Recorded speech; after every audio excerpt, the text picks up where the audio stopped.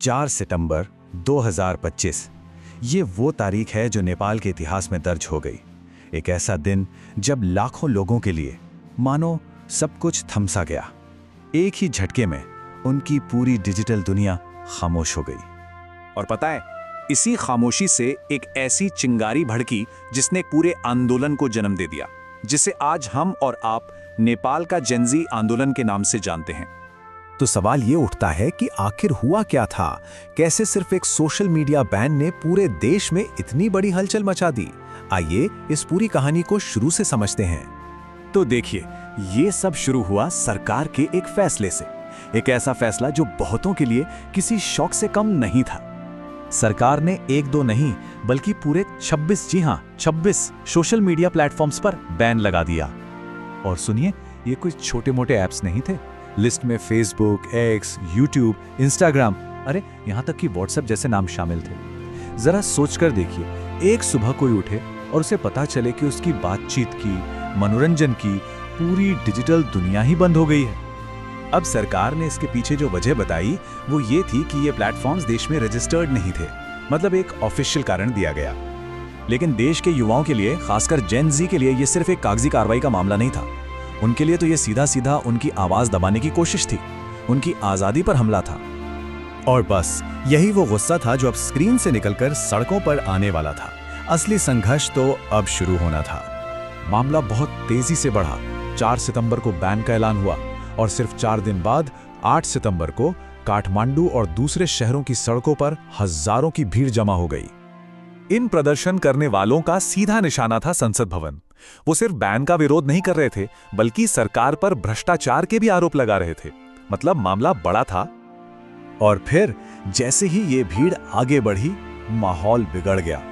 Police ने इन्हें रोकने के लिए पहले आंसू गैस का इस्तेमाल किया, फिर पानी की तेज बौछारें छोड़ी और आखिर में रबर की गोलियां भी चलाई गईं।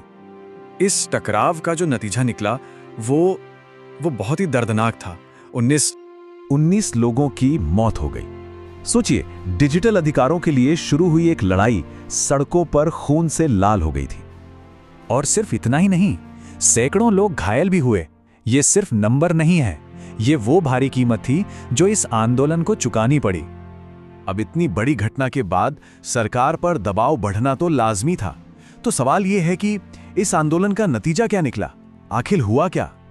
तो सबसे पहली और सबसे बड़ी बात, सरकार ने फौरन सोशल मीडिया से बैन हटा लिया।